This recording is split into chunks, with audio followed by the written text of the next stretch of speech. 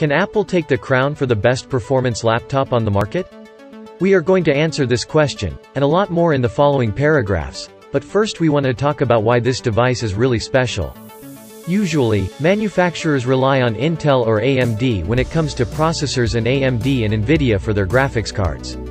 The truth is, Intel was in its own league for a long time, and this led to only incremental upgrades being made.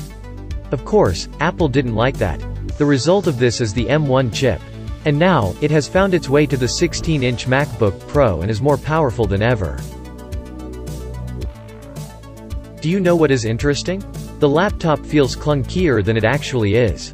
There may be a ton of reasons for that, but we feel that the main one is the rounded corners on the bottom panel, as well as the size of the keyboard deck. Nevertheless, the MacBook Pro 16 is only 17 mm thick and weighs 2.2 kg. Also, it is extremely well built. Looking at the keyboard, the typing experience isn't something super impressive as other people would tell you. Yes, it is miles better than the ill-fated Butterfly one, but a regular ThinkPad will offer a much more pleasant experience in our view. However, it is surrounded by a couple of speaker grills, which are just part of the astonishing 6-speaker setup. Despite definitely having the space, Apple picked not to provide a regular-size USB port. On the bright side, the 3 Thunderbolt 4 connectors are paired with an SD card slot and an HDMI connector.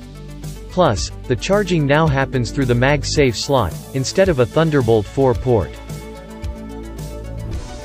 However, having no USB type of ports is not the worst thing about the laptop. Unfortunately, there is no option to expand either the memory or the storage. You can take a look at our teardown video to see how to open the device. The display was a big talking point when Apple released this product. Its backlight comprises 10,216 mini LED spread across 2,554 local dimming zones, which provide a very appealing image, resembling the deep blacks of an OLED panel. It is able to reach up to 1600 nits in HDR mode, and about 500 nits in SDR. As always, the manufacturer has done its homework. There are a ton of color profiles meant for work with web content, professional photography, and even cinema. This task, of course, is made significantly easier, since Apple has full control over the software, which allows for better integration of the hardware.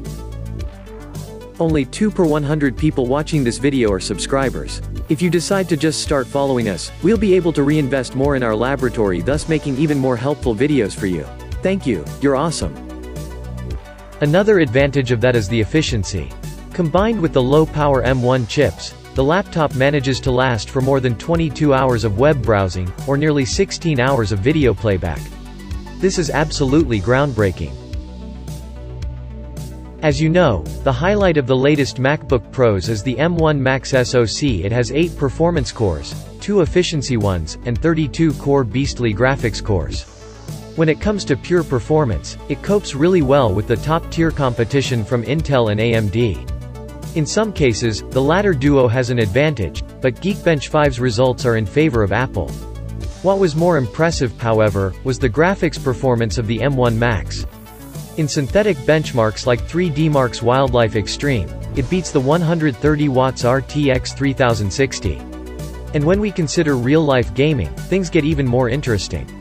Rise of the Tomb Raider runs pretty similarly on the M1 Max, compared to the 100 watts RTX 3080. Yes, gaming on an Apple device is not that common, but the results are still very impressive. On top of that, the fans were barely spinning. This is probably the biggest advantage of owning a 16-inch MacBook Pro these days. Absolute comfort during any kind of load. This allows you to have a proper online conversation, while you are rendering a huge video project. Without a doubt, the M1 Max is the most powerful chip ever to be put on a MacBook. Wow, this sounded an awful lot like Apple itself. Let's paraphrase, the M1 Max is the best all-around laptop chip to be ever made. This makes the MacBook Pro 16 one of the best laptops money can buy. If you are a professional, you will definitely take advantage of the amazing display, while the battery life and the speakers will simply make you a whole lot happier.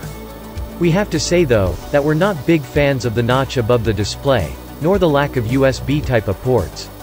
Thankfully, a simple $20 dongle will fix this issue. What can't be easily fixed though, is the lack of upgrade options. Then again, this is Apple, and we weren't surprised whatsoever. Still, in our view, the advantages outweigh the quirks, and we feel that you should definitely invest in a MacBook Pro 16 if you are a professional. Should you want to see the rest of the tests and more details about the device, you can check out our in-depth review. The link is in the video description below.